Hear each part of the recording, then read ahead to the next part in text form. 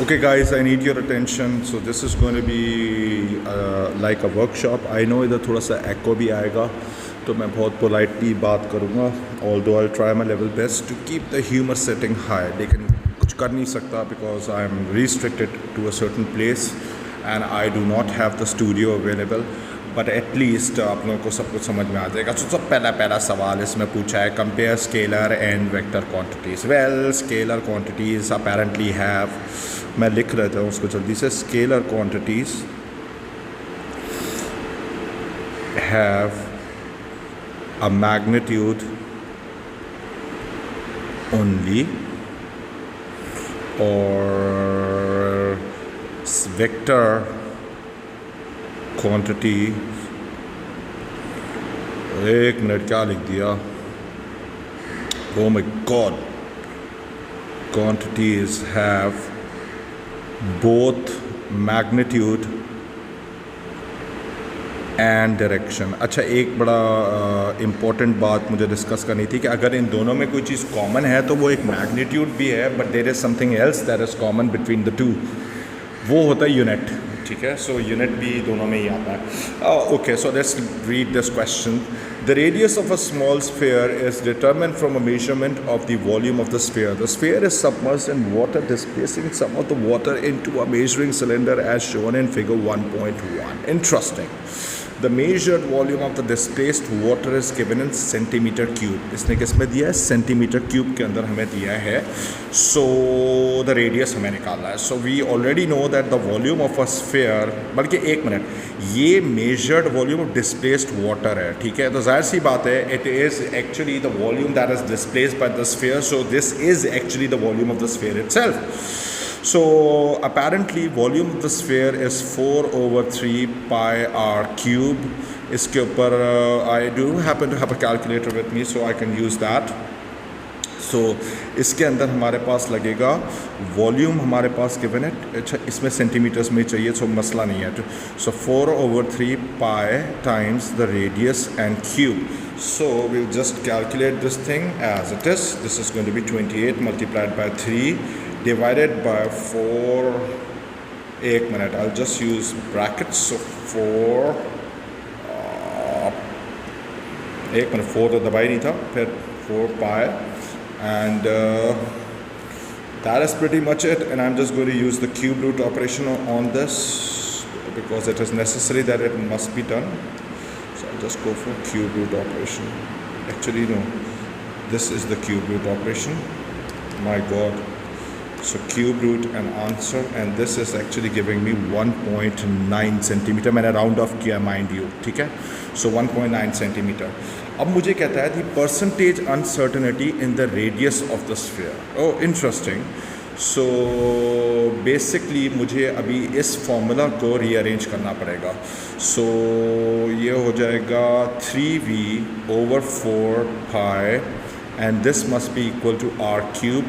So r must be equal to, हमारे पास 3 के ऊपर 1/3 आ जाएगा, v के ऊपर भी 1/3 आ जाएगा, और 4 के ऊपर भी 1/3 आ जाएगा, और पाई पे भी 1/3 आ जाएगा. मैंने बेसिकली क्यूब रूट लगाया, तो क्यूब रूट का मतलब ही 1/3 होता है. अब इतना तो पता होना चाहिए ना यार. So percentage uncertainty in r must be equal to, अब जो कॉन्स्टेंट्स है मैं उनको इग्नोर कर दूँगा. ये इग्नोर हो गया, ये इग्नोर हो गया. ठीक है, so I will just go for percentage uncertainty. Actually 3 times, sorry, 1/3 times, my mistake, एक minute.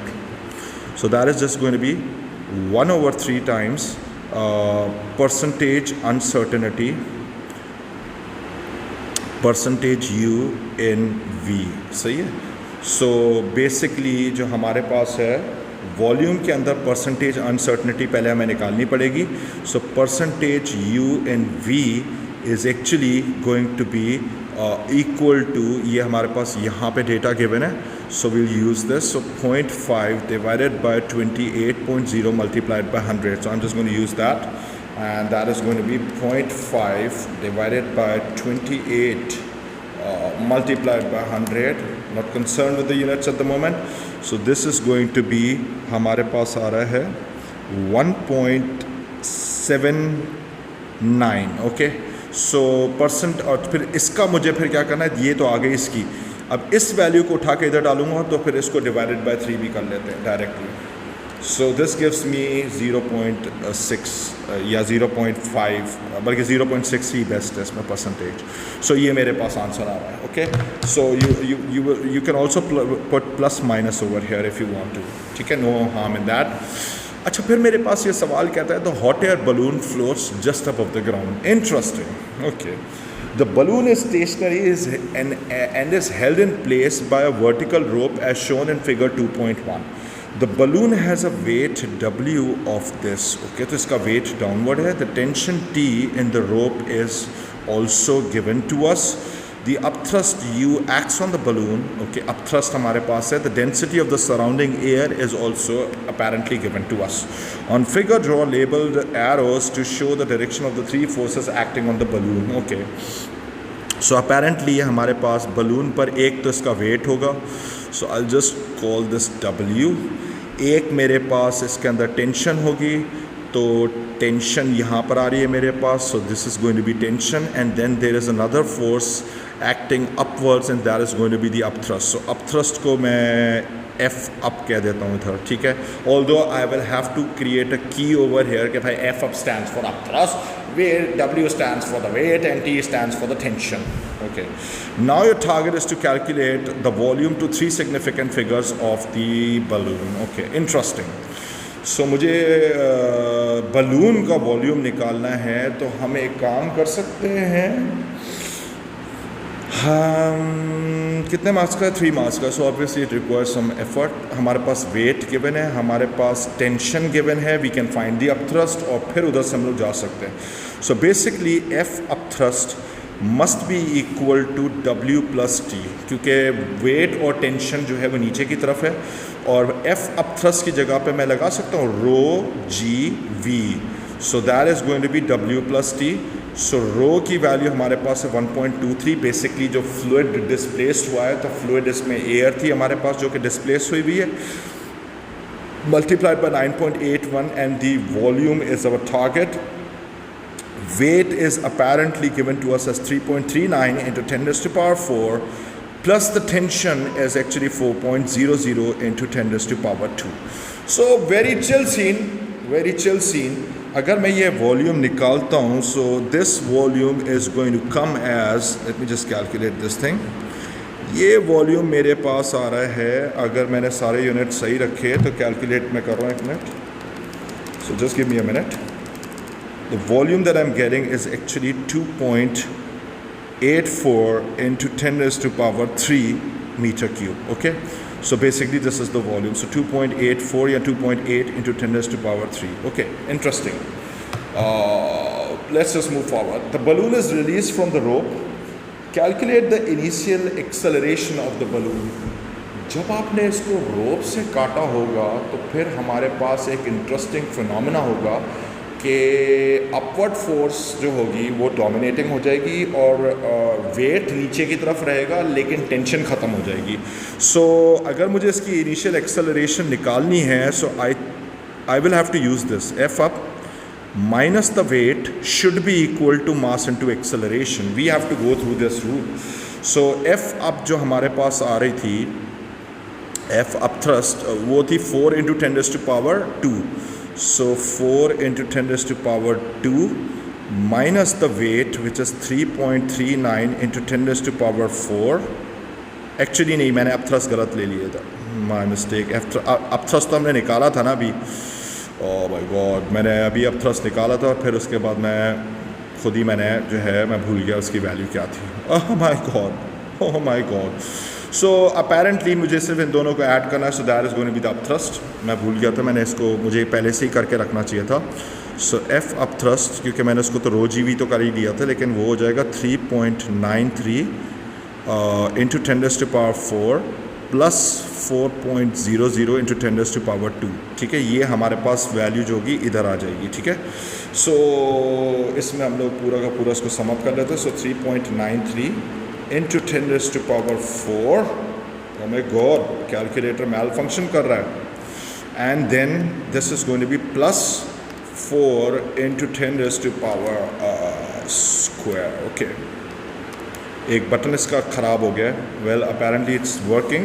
Somehow it is still working, but hopefully it will 3.97 into 10 raised to power. इसको अगर मैं ले जाऊँ तो ये हो जाएगा 10 raised to power 4. ठीक है. So 10 raised to power 4. तो इधर से हम लोग निकाल सकते हैं. सो इसको मैं इसको सब्ट्रैक्ट कर रहा हूँ -3.39.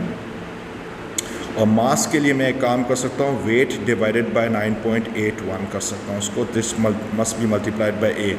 और जो वेट की वैल्यू है वो मेरे पास है, मैं दोबारा लिख लेता हूँ इसको. 3.97 into 10 raised to power 4 minus 3.39 into 10 raised to power 4.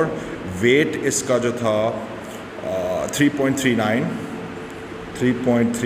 Into 10 raised to power 4, ये भी 4 ही था, divided by 9.81, and this is then multiplied by a. So let me just pull off this calculation and let's see what happens.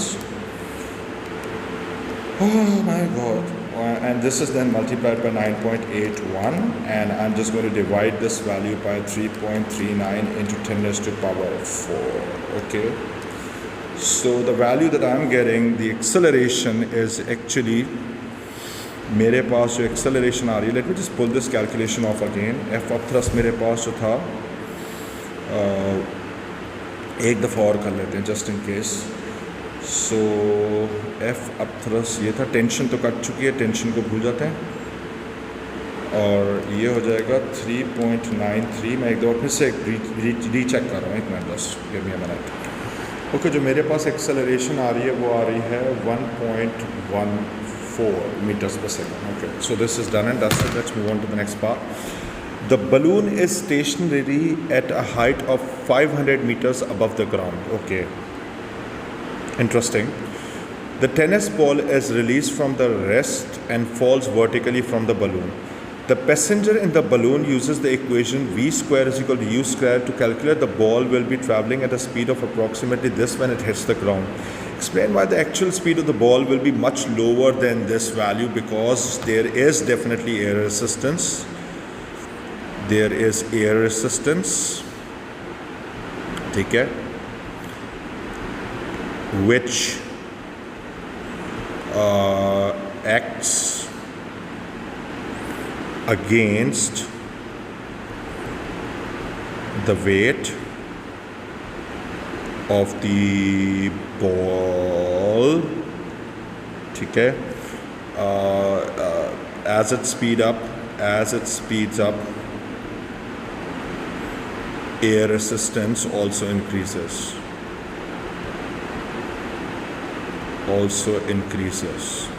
ठीक है. So ये मैंने सारे points इसमें लिख दिए. So this should actually be an answer for all types of questions जो इस तरह के डील करें. ठीक है. अच्छा, इसके बाद हमारे पास फिर ये कहता है, before the balloon is release the rope holding the balloon has a strain of this. So apparently strain जो हमारे पास होता है, strain is a ratio of extension over the original length. So ये कोई मसला नहीं है इसमें. The rope has an unstretched length of 2.5 meters. The rope obeys Hooke's law. Show that the extension of the rope is this. Okay, so this is easy. Strain हमारे पास given है, so I'm just going to use this formula. Strain is equal to extension over length. Strain हमारे पास है 2.4 into 10 raised to power -5, and this is equal to extension divided by the original length, which is 2.5. So I'm just going to calculate this thing. 2.4 into 10 raised to power -5 and multiplied by 2.5, right? 2.5. So the extension is actually coming as, हमारे पास जो ये extension आ रही है वो आ रही है मेरे पास, E is equal to, the extension is actually 6 into 10 raised to power -5. या मैं इसको लिख, बस that is pretty much it. लेकिन ये हमारे पास मीटर्स में आ रही होगी एक्सटेंशन. सही है, तो 6.0 करके लिख दो. Calculate the elastic potential energy EP of the rope. Interesting. So अगर मुझे elastic potential energy निकालनी है EP, तो इसके लिए वी कैन गो फॉर, बहुत सारे फार्मूलाज हमारे पास अवेलेबल है, we can go for any of the formulas that is available. हम लोग एक काम कर सकते हैं, हाफ एफ एक्स भी यूज़ कर सकते हैं, हम लोग चाहें तो हाफ के एक्स स्क्वायर भी यूज़ कर सकते हैं। सो अब इसमें आपकी चॉइस है। So let's see what information I have and what, मेरे पास एक्सटेंशन आ चुकी है, I can use the extension, लेकिन मेरे पास इसका जो है वो के की वैल्यू नहीं है। Before the balloon is release the rope holding the balloon has a strain of this, strain हमारे पास है। So let's see, I can actually go for, मेरे पास जो जब इसने बोला स्ट्रेन, अच्छा हमारे पास एक चीज़ है, जो रोप थी होल्डिंग, जब इसको स्टिल रखा हुआ था तो वो फोर्स है मेरे पास, so I can simply go for this one, ठीक है। So E P should be equal to half into जो टेंशन है, टेंशन इनटू एक्सटेंशन, सो या टी ई कर लो या टी एक्स कर लो, so half into tension.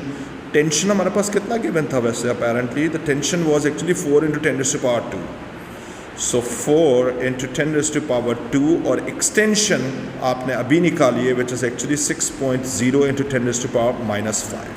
Let's just calculate this value. So this is going to be 0.5 multiplied by 4 × 10⁻² square, and then this is then multiplied by 6 × 10⁻⁻5। अगर मैं bracket को close करूँगा तो मेरे पास ये वैल्यू आ रही है, this value is coming as 0.012 joules. Okay.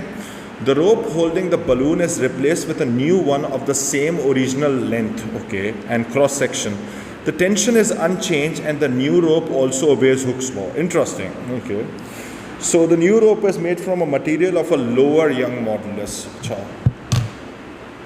Same length है, same cross sectional area, but इसका Young modulus different है. State and explain the effect of the lower Young modulus on the elastic potential energy. अच्छा, सबसे पहली बात है, Young modulus itself is equal to FL over AE होता है, ऐसे ही होता है, लेकिन हमें ये भी पता है कि F over E जो होता है वो स्प्रिंग कांस्टेंट के बराबर होता है।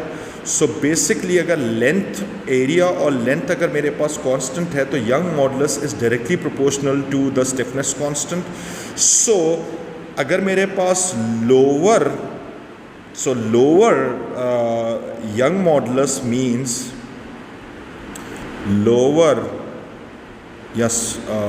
lower stiffness constant. So elastic potential energy का हमारे पास फॉर्मूला क्या होता है, E is equal to half, लेकिन हमारे पास अभी इसके अंदर एक फॉर्मूला है के E और एक है नहीं, मसला ये है कि एक्सटेंशन भी बढ़ती है अगर हमारे पास स्टिफनेस कांस्टेंट कम होता है, तो इसकी जगह पे मैं मुझे एक फॉर्मूला बनाना पड़ेगा ताकि हमारे पास इजीली हो जाए। देखो, हाफ हमारे पास होता है F इंटू E, एक तो ये है, और हमारे पास हुक्स लॉ कहता है कि F इज़ इक्वल टू के ई, अग्रीड, ये होता है। मुझे ऐसा फॉर्मूला चाहिए जिसमें E नहीं होना चाहिए, मैं E को जैसा सब्सटीट्यूट करना चाह रहा हूँ। द प्रॉब्लम इज़ दैट कि मेरे पास दो ऐसे वेरिएबल्स एक साथ चेंज होंगे तो मेरे को प्रिडिक्ट करना मुश्किल हो जाएगा। So I need another formula of the elastic potential energy, let's just derive it. So E should be equal to F over K, ये यहाँ से मेरे पास इधर आया, सो ये हो जाएगा half EP is equal to half F square over K। अब यहाँ पर हम लोग कर सकते हैं, ठीक है। सो इस बार हमारे पास फॉर्मूला जो नया बना है वो आ रहा है F स्क्वायर ओवर K, ठीक है। अब सीधी सी बात है, looking at this formula, stiffness constant अगर मेरे पास कम हुआ तो मेरे पास EP बढ़ जाएगी, ठीक है। अब आप बोलोगे कि सर वो वाला फॉर्मूला आपने क्यों नहीं यूज़ किया, हाफ के E स्क्वायर, उसमें दो चीज़ें एक साथ चेंज हो रही थी भाई, स्टिफनेस कांस्टेंट भी हमारे पास चेंज हो रहा है और एक्सटेंशन भी, ज़ाहिर बात है स्टिफनेस कांस्टेंट पे डिपेंड कर रही है, तो उसको यूज़ करने में प्रॉब्लम होगी आपको, तो इस वजह से जो है ना मैं वो यूटिलाइज नहीं करा, आई am just going for this one, right. So basically EP हमारे पास इंक्रीज़ हो जाएगी, सो EP मस्ट इंक्रीज़, ठीक है, where EP is the elastic potential energy. Got it? So let's just move on to the next question. अच्छा सवाल था यार, बहुत प्यारा सवाल था। A trolley A moves along a horizontal surface at a constant velocity towards another trolley B, which is moving at a lower constant speed in the same direction. Figure shows the trolley at this. यानी दोनों एक same direction की तरफ जा रहे हैं, यानी right side पे जा रहे हैं. Figure shows the data for the trolley. Okay, so apparently we have the mass and the initial speeds of both the trolleys given. Constant speed पे जा रहे हैं बाय द वे, ठीक है. सो इसका मतलब है हमारे पास फ्रिक्शनल फोर्स नहीं है, सो आइसोलेटेड सिस्टम है. The two trolleys collide elastically, ये बड़ी इंपॉर्टेंट बात करती है, and then separate. Resistive forces are considered negligible. Figure shows the variation with time t of the velocity v for the trolley B. Okay. So trolley B का जो हमारे पास है उसका ये ग्राफ गिवन है हमारे पास, ठीक है. The which shows the variation with T of the V for the trolley. So basically इसका वी टी ग्राफ हमारे पास गिवन है. Okay, interesting. State what is represented by the area under the velocity time graph. वो हमें हमेशा displacement देता है, ये इसमें दो राय कोई भी नहीं है, यही इसका आंसर होना चाहिए. Use this table 1.2 and figure this to determine the acceleration of the trolley B during the collision. अब जिस टाइम पे कोलिजन हो रही होगी उस टाइम पे मेरे पास डेफिनेटली फोर्सेस इन्वॉल्व होंगी. तो अगर फोर्सेस इन्वॉल्व होंगी तो वेलोसिटी चेंज हो रही होगी. सो मुझे क्या करना है, इधर से लेकर इधर तक का मैं इसका ग्रेडियंट किसी भी इस लाइन पे निकाल सकता हूँ. So I will just go for the coordinates over here. So the coordinates over here are going to B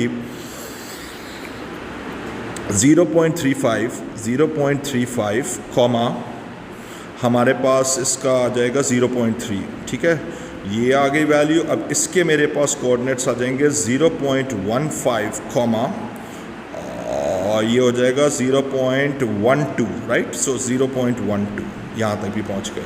so let's just find the gradient. I am just going to find the gradient on this diagram. So gradient must be equal to, ये हो जाएगा हमारे पास 0.3, okay, 0.3 minus 0.12 divided by हमारे पास आ जाएगा 0.35 minus 0.15. So let's just calculate this thing and let's see what happens. So 0.3 minus 0.12, okay, and then I'm just going to divide this by 0.35 and minus we have 0.15. I'm making sure that I'm using brackets, या आप जो है वो fraction mode use करो for all such calculations. So apparently the value of the acceleration that I'm getting is actually 0.9. So 0.9 ms minus 2. Okay, the units were consistent, तो हमारे पास ये सही आ रहा है. So the acceleration is actually 0.9. हमारे पास unit given है.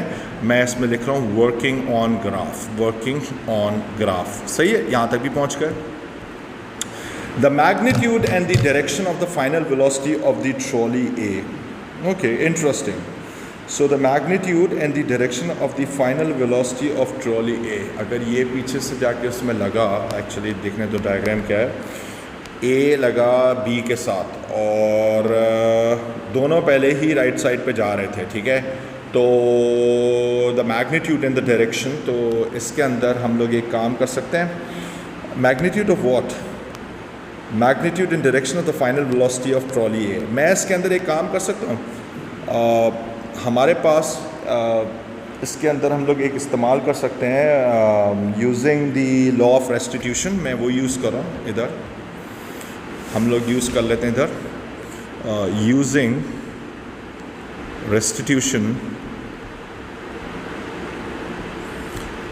Relative speed of approach, क्योंकि इलास्टिक कोलिजन थी ना. Relative speed of approach, approach लिख दिया, approach, okay, is equal to relative speed of separation. सही है. So we'll predict the direction using that. So सबसे पहली चीज़ है, दोनों एक तरफ जा रहे थे. अब दोनों अगर एक तरफ जा रहे थे तो हमारे पास लिटरली इसका डायरेक्शन करेक्ट है, लेकिन इसका डायरेक्शन राइट साइड पे, तो इसको माइनस करना पड़ेगा मुझे. सो ए की कितनी थी हमारे पास पहले, बिफोर का मैं इधर लिख रहा हूँ, बिफोर जब ये अभी करंटली जो हमारे पास चल रहा है, so this is going to be A का कितना है 0.48 which is actually going to be positive and minus मुझे इसको करना पड़ेगा 0.12. सो ये मेरे पास आना चाहिए रिजल्ट और ये आ रहा है मेरे पास 0.48 minus 0.12. So relative speed of approach जो मेरे पास जो वैल्यू आ रही है दैट इज़ एक्चुअली 0.36. अब मुझे उस साइड पे भी 0.36 बनाना है किसी भी तरीके से.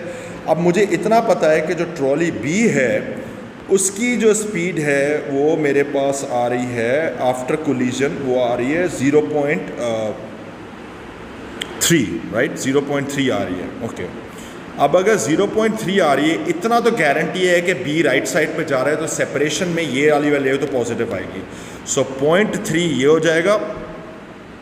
अब 0.3 अगर ये हो गया तो रिलेटिव स्पीड ऑफ सेपरेशन के हिसाब से मुझे अगर इसको 0.36 के बराबर बनाना है सो इसका मतलब है कि जो उसकी स्पीड होगी दूसरे की जो स्पीड होगी, यानी जो मेरे पास, इसको मैं प्लस कर लेता हूँ क्योंकि मेरे पास प्लस, मुझे पता है कि इधर प्लस ही बन के आएगा, और वो होगी VA की स्पीड. सही है. सो बेसिकली 0.36 इज़ माइनस 0.3 किया and that should give me a value of VA. VA should be equal to, ये आ जाएगा हमारे पास 0.36 माइनस 0.3 और ये वैल्यू मेरे पास आ रही है 0.06. सो 0.06 रिलेटिव स्पीड ऑफ सेपरेशन में मेरे पास ये वैल्यू आ रही है 0.06. ठीक है. अब एक और चीज़ मुझे इसमें देखना था, 0.06 मेरे पास आ रही है वैल्यू और that is pretty much it. So एक तो आ रही है मैग्नीट्यूड 0.06. अब डायरेक्शन एक चीज़ और दोबारा से देखते हैं कि वापस से इसमें थोड़ा सा वापस से जाते हैं, इस तरफ जाते हैं. पहले हमारे पास इसने कोलाइड किया, दोनों एक सेम डायरेक्शन पे थे तो एक माइनस हुआ था. अब उसके बाद जो है हमारे पास फिर मैंने एक अजम्पशन की थी रिलेटिव स्पीड ऑफ सेपरेशन में कि जो रिलेटिव स्पीड ऑफ सेपरेशन भी इसके बराबर होनी चाहिए. अब इसके बराबर के अंदर मुझे जो है लिटरली इसके अंदर ये जो 0.06 है मुझे इसके अंदर ऐड अप ही करना पड़ रहा है. तो इसका मतलब है कि डायरेक्शन लेफ़्ट पर होगी, क्योंकि सेपरेशन अगर लेफ़्ट पर हो रही है तो डायरेक्शन लेफ़्ट पर होगी. सो डायरेक्शन लेफ़्ट होनी चाहिए, लेफ़्ट. सही है. So there you have it, understood. क्योंकि हमें पता है कि सेपरेशन हो रही है तो सेपरेशन इस तरफ हो सकती है, तभी हमारे पास दोनों ऐड होते हैं. So there you have it, this is done and dusted my god. अच्छा फिर ये कह रहा है sketch the variation of the velocity of trolley A with time t from t is equal to 0 to t is equal to 0.5. okay, so trolley A के बारे में हमारे पास पहले इन्फॉर्मेशन कुछ गिवन है. उसकी जो स्पीड है वो पहले चल रही है 0.48. सो पहले इसकी स्पीड को कर लेते हैं 0.48. So this is going to be 0.48 और ये कोलाइड जाके इसी टाइम पे हो गया तो इधर जाके मैंने इसको मार्क कर दिया, यहाँ तक भी पहुँच गए. और फिर इसके बाद मैंने इसकी स्पीड ऑफ सेपरेशन भी मैंने निकाल ली थी, तो वो वेलोसिटी नेगेटिव में चली जाएगी ऑब्वियसली. तो 0.06 थी, तो 0.06. ओके, सो 0.06 के लिए मुझे नीचे जाना पड़ेगा इधर. सो 0.06 मेरे पास कहाँ पर आ जाएगा, 0.02, 0.04, 0.06 यहाँ पे आ जाएगा मेरे पास, क्योंकि ज़ाहिर बात है उल्टी डायरेक्शन में जाएगी ना, तो इस वजह से यहाँ पे आ जाएगा. और फिर मेरे पास ये ग्राफ सीधा चल रहा होगा यूँ करके, राइट. अब मैं इसको पूरे को जोड़ लेता हूँ इधर से इधर तक. Let's just join this together and this should be it. This should be it. Perfect. This is the graph that I'm getting. ठीक है. So there you have it. Nothing special. It's just that. ऐसे ही करना था इसको. So हो गया ये वाला सवाल. So let's move on to the next question. Oh my God! Now we are on to something important, which is waves. Waves is my territory. Love waves more than anything in life. State the principle of superposition. हमारे पास principle of superposition हमारे पास क्या कहता है, हमारे पास when two or more waves meet at a point they overlap,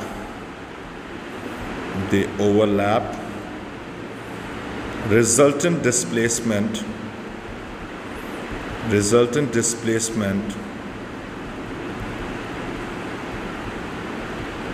is the algebraic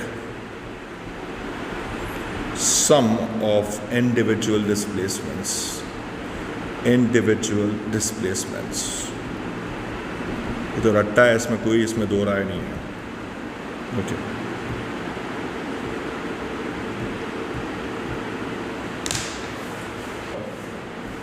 Coherent light is incident normally on two identical slits x and y. Coherence का क्या मतलब होता है? Coherence का मतलब होता है constant phase difference. The diffracted light emerging from the slit superposes to produce an interference pattern on a screen position at a distance of 1.9 meters from the slits. Interesting. Okay. So basically दो bright fringe के बीच में distance भी given है, slit separation भी given है और हमारे पास d की value भी given है. Interesting. The separation of the slits is actually 0.65, which is actually given on the diagram itself, so nothing new. The distance between the centers of the adjacent bright fringes is 1.7. Oh my God! Calculate the lambda. Oh my God! इतना मुश्किल सवाल दे दिया. Oh my God! मुझे तो डर लग रहा है इसमें से. So lambda is equal to Sx over d. Okay, so S क्या है मेरे पास? Slit separation. वैसे normally लोग जो होते हैं पेपर के अंदर A लिख रहे होते हैं, किताबों के अंदर ये होता है, बट यार स्लिट को S बोलने में क्या जा रहा था यार, तो मैं ऐसे ही लिखता हूँ, मेरी मर्जी है भाई. कॉन्सेप्ट्स आपके क्रिस्टल क्लियर होने चाहिए. लेकिन हाँ, यहाँ पर अब आपके लिए एक मसला है कि आपको यूनिट कंसिस्टेंसी रखनी है. सो मिलीमीटर्स को आपको मीटर्स में कन्वर्ट करना पड़ेगा. और x stands for the fringe separation which is from here to here, and this is going to be x, so I'm just going to be writing this down, which is actually 1.7 into 10 raised to power minus 3. Interesting. And the distance d between the slits is actually 1.9 meters, so no change over here. And now I'm just going to be adding these up. So 0.65 multiplied by 10 raised to power minus, oh my God, यार ये calculator मैल function कर रहा है, इसमें raise to power कभी दबाओ ना तो वो नहीं जा रहा. अब मेरे पास और कोई कैलकुलेटर है नहीं. And if I open a calculator on the tablet itself, screen बहुत छोटी हो जाएगी, and I don't want that to happen. So I am just going to be living with this fact, and let's see if we are getting the right answer. Oh my god. So apparently the value that I'm getting is correct, which is actually 5.82 into 10 raised to power minus 7. यहाँ तक भी हम लोग पहुँच गए. So this is done and dusted. No problem with that.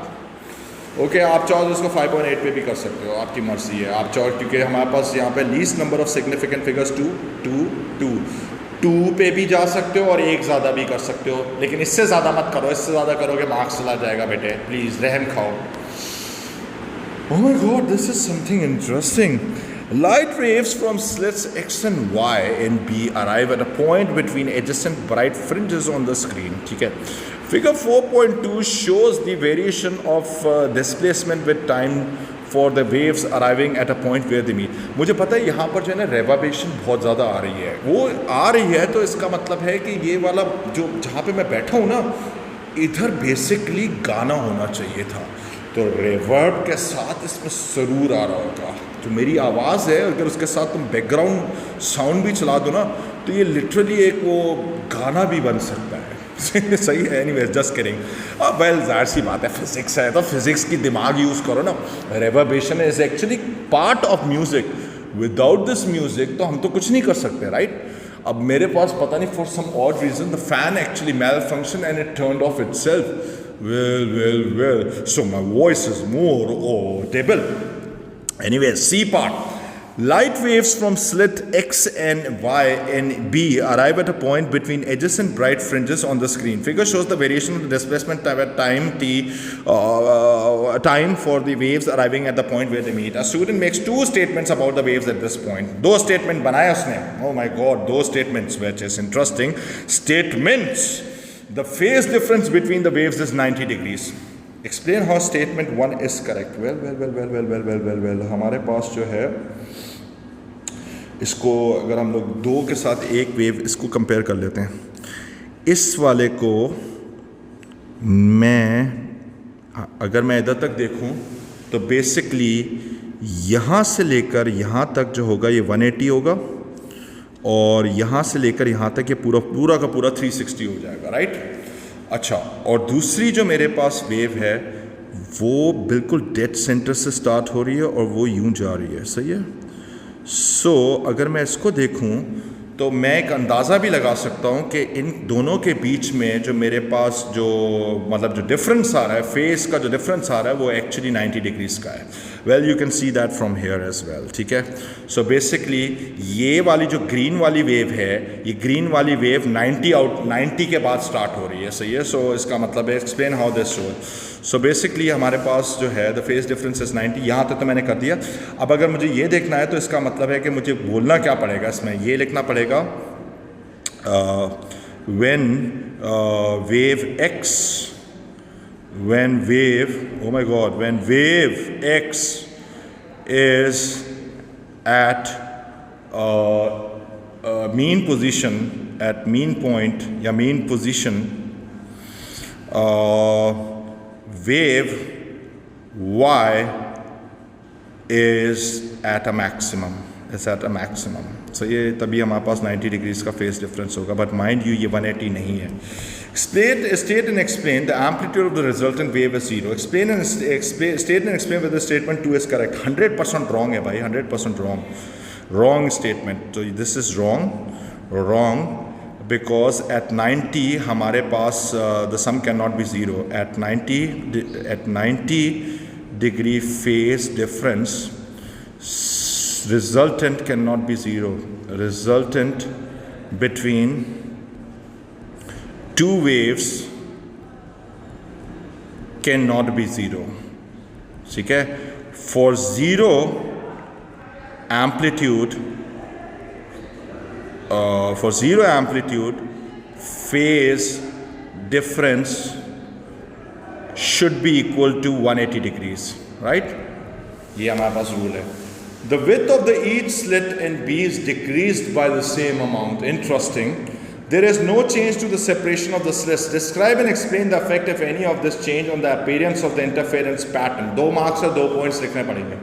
सबसे पहले अगर मैंने, इसने क्या कहा है कि जो स्लिट्स थे इनकी सेपरेशन को इसने कम कर दिया है, यानी यहाँ पे जो सेपरेशन आ रही है ना इसको छोटा कर दिया। मतलब ये इनके बीच की स्लिट सेपरेशन सेम है, लेकिन जो इसका जो गैप जो खुला हुआ है ना उसको छोटा छोटा कर दिया है। अगर छोटा छोटा कर दिया है तो इसका मतलब है हमारे पास डिफ्रैक्शन बढ़ेगी। Diffraction of the light waves will increase, diffraction of the light waves will increase, और हमारे पास जो interference pattern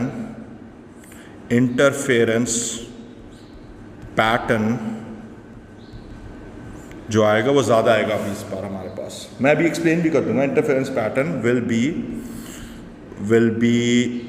larger, लेकिन हमारे पास एक चीज़ की कमी हो जाएगी। Intensity however will decrease. Intensity however यानी ये मैं लिख सकता हूँ bright fringes will be less bright, ठीक है, due to loss in intensity. अच्छा ये देखो, मैं आपको जो मैंने अभी पहला वाला पॉइंट था ना वो देखो।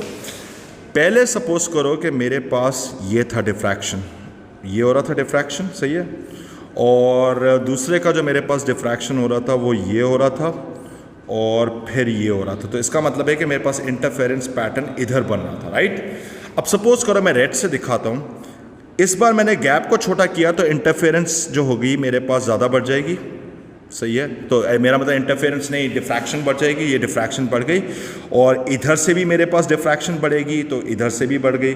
तो अभी मेरे पास जो यहाँ पे इंटरफेरेंस पैटर्न आएगा वो ज़्यादा लॉन्गर आएगा। ये मेरा कहने का मतलब था। I hope this is clear, crystal clear. This is done and dusted. Let's move on to the next question. Okay, oh my god, observer है, ट्रेन आ रही है। ओ माय गॉड, ये टिकटॉकर लग रहा है यहाँ पर। तो A train travels at a constant high speed along a straight horizontal track towards an observer standing adjacent to a track as shown in figure 5.1.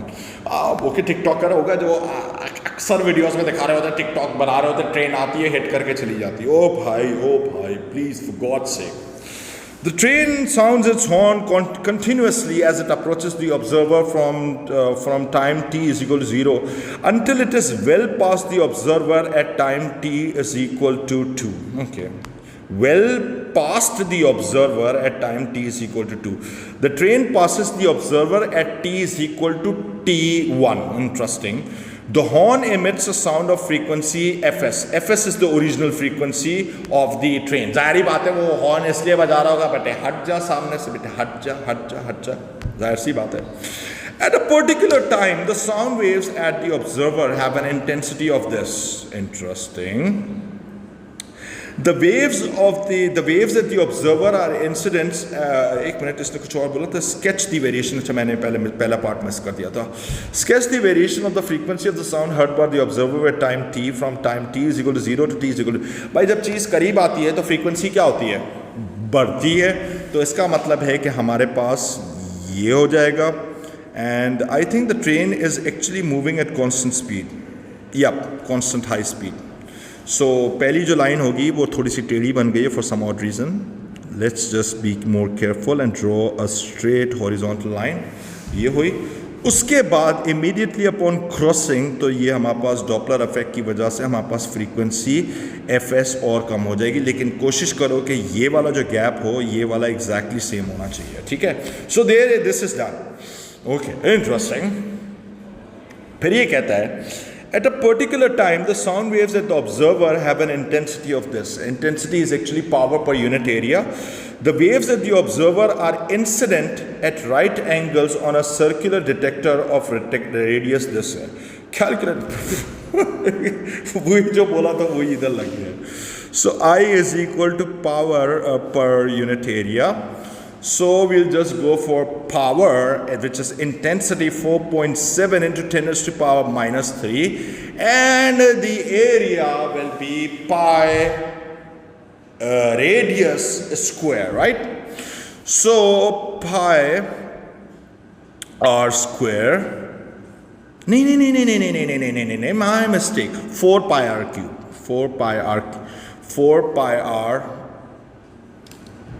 यहाँ पे लिखा हुआ है सर्कुलर डिटेक्टर. अगर सर्कुलर डिटेक्टर है तो भाई सर्कुलर डिटेक्टर में तो सिर्फ पायर आएगा हमारे पास, पायर स्क्वायर. वो दूसरा मैं समझ रहा था स्फेरिकल होगा. नहीं ये नहीं होगा. So power is equal to I multiplied by A. So इसको अच्छी तरीके से रीड कर लेना. So power is equal to 4.7 into 10 to power minus 3 into pi multiplied by the radius which is 2.8 into 10 to power minus 2. And we are just going to square this. The reason मैंने पहले -2 इसलिए लगाया क्योंकि centimetres to metres भी जानना जरूरी है. So 4.7 multiplied by 10 raised to power minus 3 and multiplied by shift pi multiplied by 2.8 into 10 raised to power minus 2, and I'm just going to square this value and I'm just getting a value of, अगर मैं इसको round off कर दूँ तो this is actually power is equal to 1.2 into 10 raised to power minus 5 watts. So there you have it. This is done and finished. Let's move on to the next question. खत्म ही नहीं हो रहे सवाल यार, क्या हो गया. कितनी देर मैंने रिकॉर्डिंग कर ली? 43 मिनट्स कर लिए. ओह माय गॉड. तो भाई 1 आवर 15 मिनट्स का पेपर है, बट देन अगेन मैं एक्सप्लेन कर रहा हूँ इसलिए देर लग रही है, वरना तो 40 मिनट में भी पेपर ख़त्म हो जाता अगर मैं अकेला कर रहा होता तो. लेकिन यहाँ पे क्या करूँ ना, मुझे समझाना पड़ रहा है आप लोगों को, और बीच में बातें भी कर रहा हूँ, टाइम पास भी कर रहा हूँ मैं, right. So let's look at this paper. This question actually. हाँ, here's the paper. Actually, पापा कैमरे से निकाला तो वो यही बोलता. हाँ, here's the paper, right?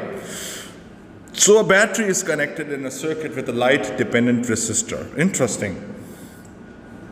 आपको पता है कि जो LDR होता है, जब उस पर रोशनी पड़ती है तो उसकी रेसिस्टेंस गिर जाती है, क्योंकि डर कम लगता है ना. ना, सुबह के टाइम पे हमें डर कम लगता है, रात के टाइम पे अंधेरा होता है, शैतानी ताकतें होती है तो खौफ आता है, डर लगता है, तो इसलिए रेसिस्टेंस हम बढ़ा लेते हैं। हम कहते हैं कि अकेले नहीं जाए, 2-3 लोग साथ में हो तब मज़ा आएगा, right?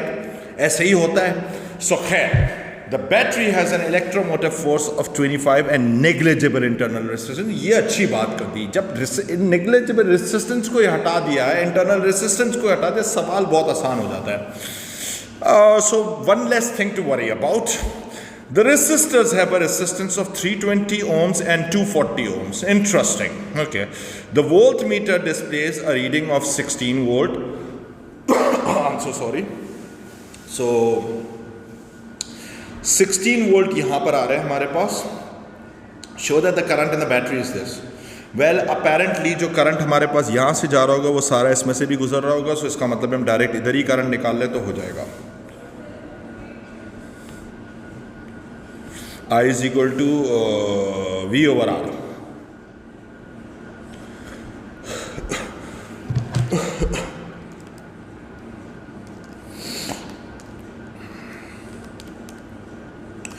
So this is coming as 0.050 amperes, and that is this is it, right? So this is proved, no problem with that. Now the problem is that we need to find the resistance of the LDR. So let's just go back to the circuit again. So if this is taking 16 volts, ये अगर 16 volts खा रहा है तो 25 में से इसको subtract कर लो, 25 माइनस 16 करोगे तो 9 वोल्ट्स इधर आ रहे होंगे, तो 9 वोल्ट्स इधर भी आ रहे होंगे हमारे पास, बिकॉज पैरेलल में अपेरेंटली, राइट? सो एक और काम हम लोग ये कर सकते हैं कि हमारे पास ये जो टोटल करंट था ये हमारे पास आ गया था 0.05 था, राइट? सो ये करंट यहाँ पर आकर डिवाइड होगा दो हिस्सों के अंदर, ठीक है? तो इधर का करंट मैं पहले निकाल सकता हूँ। अगर मैं इधर का करंट निकालूंगा तो ये हो जाएगा हमारे पास I is equal to V over R, so 9 divided by 240, right? So this value is actually 0.0375, ठीक है? तो ये रिमेनिंग करंट कितना आएगा मेरे पास? दोनों को सबट्रैक्ट कर लो, इसको और इसको दोनों को सबट्रैक्ट कर लो। So let's just do that, right? So 0.5 minus, 0.05, sorry, my mistake, 0.05 minus the answer gives me a value of 0.0125 amperes, right? यहाँ तक तो पहुँच गए। So अब मैं इसकी रेसिस्टेंस निकाल सकता हूँ। So resistance of LDR would be R LDR should be equal to 9 volts divided by 0.0125. Okay, 125 bike, right? भागती अच्छा है बहुत। 9 divided by 0.0125. So yeah, so ये आ रहा है 720. So I'm getting a value of 720. Let me verify the answers from the MS if I'm getting the right answer of this value. Well, सही होगा, देखने की ज़रूरत तो नहीं है, but फिर भी just in case. 720, up that is correct, ठीक है? So let's move on to the next part. Determine the ratio of the power dissipated in the LDR and the power dissipated in the 240 ohm resistor. क्या करें इसके लिए? हम लोग एक काम कर सकते हैं, I square LDR में से जो करंट जा रहा है multiplied by the resistance of LDR divided by I in 240 ohms resistor multiplied by the resistance 240. So there you have it. This let's do it. Okay, 240. So भाई इसमें से current कितना जा रहा था हमारे पास? 0.0125. So 0.0125 और इसके ऊपर स्क्वायर लगा हुआ है resistance of the LDR. We actually calculated that to be 720. Yep, 720. So scrolling again and again is always a difficult proposition. So I240, अब I240 कहाँ पर है हमारे पास? Oh my God, करंट जो 240 में से जा रहा है वो है 0.0375. Okay. So 0.0375 का square multiplied by the resistance is actually 240. So let's just calculate this thing using a calculator. I'm just going to be using the fraction mode, which is safer over here in this case.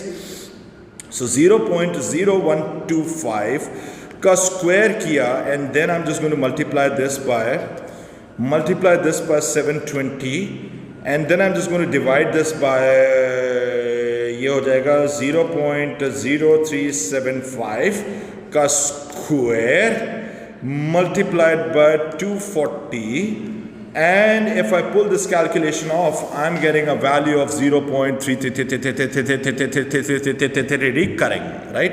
So ये ratio आ रहा है मेरे पास 0.33, right? So ratio is without a unit, obviously. The intensity of the light incident on the LDR increases. Okay, the intensity of the light incident on the LDR increases. So फिर ये कहता है the intensity of the light incident on the LDR increases. यानी मेरे पास LDR की जो resistance है वो और कम हो रही होगी, right? State and explain and what happens to the LDR. So let's just make sure we understand this point. The intensity of light incident on the LDR increases. Let's just go back to the diagram and let's just erase everything over here. Erase ही कर रहा हूँ इसको क्योंकि सीधी सी बात है वरना फिर हमें नज़र नहीं आएगा. So सबसे पहली चीज़ है इसकी एक resistance है LDR की. Let me just write it down LDR over here. अब ये गिरेगी जब लाइट इंटेंसिटी बढ़ेगी. अगर इसकी रेसिस्टेंस गिरेगी तो ओवरऑल मेरे पास इसकी भी रेसिस्टेंस गिरेगी. अगर इसकी रेसिस्टेंस गिरेगी तो पूरे सर्किट की रेसिस्टेंस गिरेगी. अगर पूरे सर्किट की रेसिस्टेंस गिरेगी तो टोटल करंट बढ़ेगा. टोटल करंट मेरे पास इस 320 में से पास होगा कि नहीं होगा?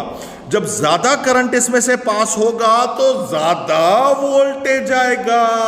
गलत बात तो नहीं है, सही है? समझ तो गए होंगे. बाकी मैं इसका आंसर क्रिएट करता हूं. हमारे पास ये है resistance of LDR decreases. Point wise ही लिखना पेपर के अंदर. Total resistance of the circuit decreases. So total current increases. So करते हुए चले जाओ. Voltmeter reading increases. So voltmeter reading increases. Interesting. ठीक है? Next. The results of the alpha scattering experiment led to the development of the nuclear model of the atom. State the results that suggest that most of the mass of the atom is concentrated in a very small region and most of the atoms. State the results that suggest it. ठीक है? Is concentrated in a very small region and most of the atoms is empty space. Let me just create the answer and we'll discuss it. ठीक है? ये लिख रहा हूँ. हमारे पास है concentrated in a very small region को पहले टारगेट करते हैं. Only small amount of alpha particles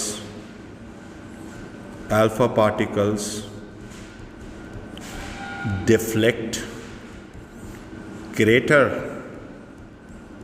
than 90 degrees. So that was the result. Observation भी थी 90 degrees. State the results that suggested that most of the atoms is this. और उसके बाद हमारे पास जो है we'll just write it down. हमारे पास फिर सेकंड हमारे पास पॉइंट हो जाएगा majority of the alpha particles passed straight through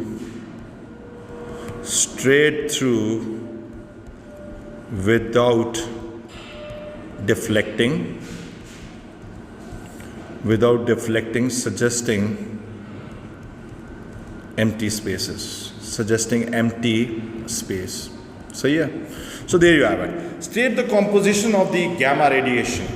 Well. Gamma radiation जो composition है वो ये है. It is an electromagnetic wave. It is a short wavelength, high frequency electromagnetic wave. सही है, यहां तक भी पहुंच गए. List the names of the three particles and the possible classification for them. Okay. So neutrino हमारे पास क्या है? Neutrino is a lepton. Classification lepton. एक मिनट, क्या बोला? List the names. Complete this by placing text on the boxes to indicate the classification that apply.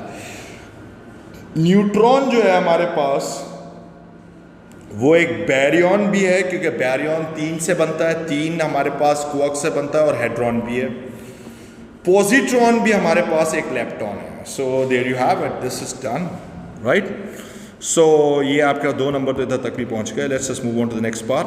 The discovery of a particle with an unusual charge was an important step in the development of the theory of quarks. The particle is a hadron with a mass of this. Okay, interesting. And a charge of plus 2e, where e is the elementary charge. Calculate the mass in U, yani atomic mass unit. Give your answers to 3 significant figure. So, अगर मुझे mass in U निकालना है, तो मुझे जाना पड़ेगा all the way back to the table. So 1U is actually equal to 1.66 into 10 raised to power minus 27. सही है? वैसे मुझे वैल्यू याद थी, लेकिन मैं बताने के लिए इसलिए कर रहा हूँ कि पेपर में इधर गिवन होती है, अगर भूल जाओ तो. ठीक है. सो mass in 1U should be equal to 2.19 into 10 raised to power minus 27 divided by 1.66 into 10 raised to power minus 27. So this is cancelled out, and let's just calculate this thing. So 2.19 divided by 1.66, and this is actually equal to 1.32, round off करके 1.32 U, right? So यहाँ तक तो पहुँच गए. Okay. Determine a possible quark composition of a hadron with a charge of plus 2e. अब इसके लिए आपको जो है ना, सबसे इम्पोर्टेंट चीज़ जो है वो ये है कि आपको वो वाला जो टेबल है जो क्वार्क का मैंने दिया था वो आपको याद होना चाहिए. मैं वो टेबल इधर लेकर आता हूँ, उसके बाद हम लोग इसका आंसर बनाने की कोशिश करते हैं. ओके. अच्छा गाइस, ज़रा इधर देखो. ये वो वाला टेबल था जो मैंने आप लोगों को बताया था कि आपको यूटिलाइज करना है. So this is an important table जो मैंने यहाँ पे रखा हुआ है. ये जो मेरे पास टेबल है, ये वाला जो टेबल है, इसके ऊपर हम लोग फोकस कर रहे हैं. ठीक है. So this is the table that I said. अगर मैं इन सबका एंटी निकालूंगा तो सबके चार्जेस रिवर्स हो जाएंगे. That is it. और सब पे जो है ना वो एक वो टोपी आ जाएगी, यानी जैसे यू है तो यू के ऊपर डैश हो जाएगा. सही है. अब बेसिकली मुझे प्लस 2e बनाना है. तो प्लस 2e बनाने के लिए मेरे पास एक पॉसिबिलिटी ये है. The discovery of the particle with an unusual was an important step in the development. The particle is hadron with a mass and a charge this where e is the element. यानी मुझे सारे 2/3 वाले combination चाहिए होंगे. देख लो कि अगर 2/3e plus 2/3e plus 2/3e करता हूँ तो that should be equal to 2e. So 2/3e की कॉम्बिनेशन वाले जो है मैं कुछ भी कर सकता हूँ. मुझे 3 क्वार्क्स तो चाहिए, बिकॉज ये एक तरह से बैरियन ही होगा हमारे पास, तभी हमारे पास ये बन सकता, वरना नहीं बन सकता. तो इसके अंदर मेरे पास कोई भी कॉम्बिनेशन कर लो. सो बेसिकली UCT भी बना सकते हैं हम लोग. आपकी अपनी मर्जी है भाई, जो आपका दिल करे आप कर दो उसमें. ठीक है. सो बेसिकली UCT कर लो, या WC कर लो, या TC कर लो, एंड सो ऑन. ये आपके पास कॉम्बिनेशन बहुत सारी बन जाएंगी. सो बेसिकली ये वाला मैंने आपके लिए पेपर रिकॉर्ड करके दिया है. बाकी मैंने जो आपको बताया, आप लोगों को दूसरे पेपर्स भी और भी बहुत सारे करने पड़ेंगे. सो अब मैं इसके बाद जो है कुछ और भी कराने के चक्कर में हूँ. ज़रा वेट करो. ज़रा इधर एक और सवाल है. When unpolarised light passes through a polarising filter the light becomes plane polarised. Explain the difference between unpolarised and plane polarised light. Vibration of electric field and magnetic field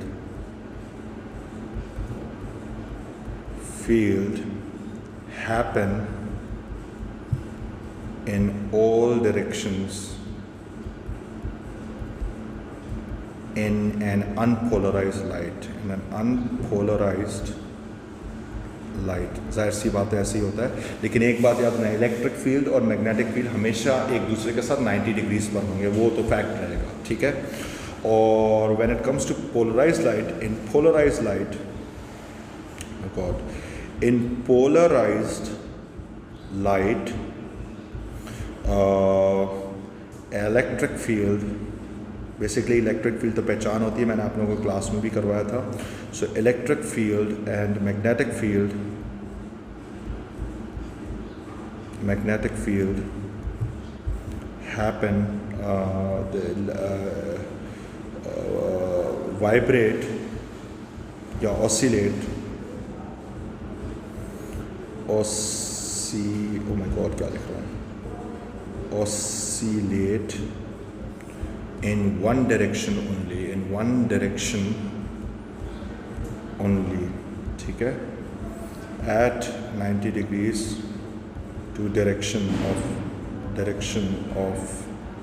wave, सही है, ये भी मैंने लिख लिया, इसका आंसर ये बन गया। सवाल देखो इंटरेस्टिंग है, ठीक है, ये डिफरेंट बोर्ड का पेपर है लेकिन कोई मसला नहीं है, सवाल मिलता जुलता है तो कर लेते हैं, अच्छा सवाल है, देख लेते हैं इसको।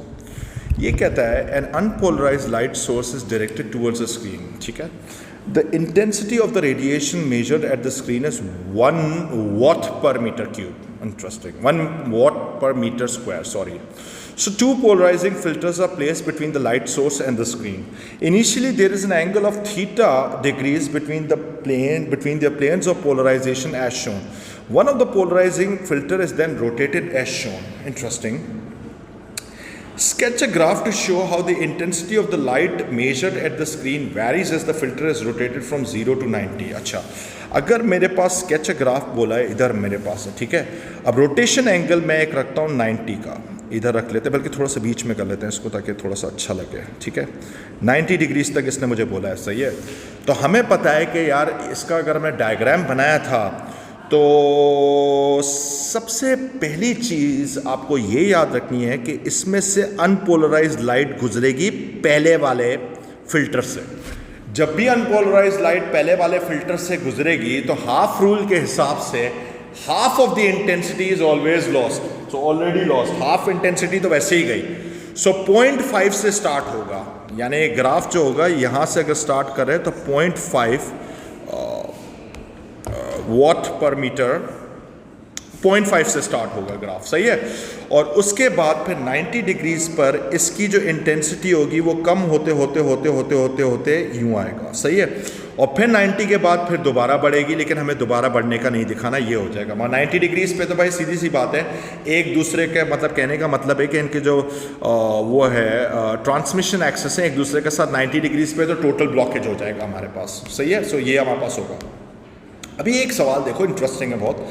Polarization can be used to identify when some materials are under stress. Okay, placing the material under stress causes the plane of polarization of the light passing through the material to be rotated. Okay, the greater the stress, the greater the rotation of the plane of polarization of the light. The piece of transparent material under stress is positioned between two polarizing filters. There is an angle of 90 degrees between the planes of polarization of the two polarizing filter. Okay, explain how this photograph can be used to identify areas with the materials of different stress. अब सबसे पहले इसमें एक चीज़ इसने बोली है कि मेरे पास जो दो फिल्टर्स लगे हुए हैं वो 90 डिग्रीज पे लगे हुए हैं, यानी लाइट तो उसमें से पास नहीं हो सकती है, ठीक है, अग्रीड। सबसे पहली चीज़ है filters are placed at 90 degrees to each other, so no light can pass. एक बात तो ये है हमारे पास, लेकिन हमारे पास एक चीज़ बड़ी इंपॉर्टेंट हो जाएगी कि जो आपके पास है वो अल्लाह ने की दे, हमारे पास जो स्ट्रेस जब बढ़ रहा है, greater the stress the greater the rotation of the plane of polarisation of the light. आपने मैलोसिस लॉ किया था, तो थोड़ा सा अगर प्लेन को रोटेट करते हैं तो लाइट पास हो सकती है हमारे पास, तो ये हमारे पास ये ऑप्शन है। तो फिर हम लोग ये लिख सकते हैं greater stress means more rotation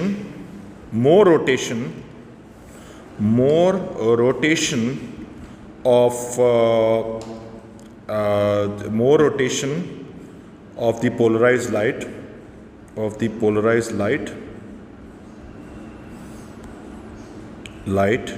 so light will pass, सिर्फ 90 डिग्रीज पे ब्लॉक होती है ना, अभी अगर 90 से मैं कम कर दूं तो मेरे पास तो पास होगी, light will pass. So greater stress means more rotation of the polarized light, so light will pass. So greater stress areas will appear lighter, and less stress areas will appear darker. सही है. सो मुझे लगा कि एक question ऐसा था important जो मैंने करा दिया. मेलुसिस लॉ आप लोगों को रिवाइज करना पड़ेगा. कोई और अच्छा सवाल हो जो मैच करता हो.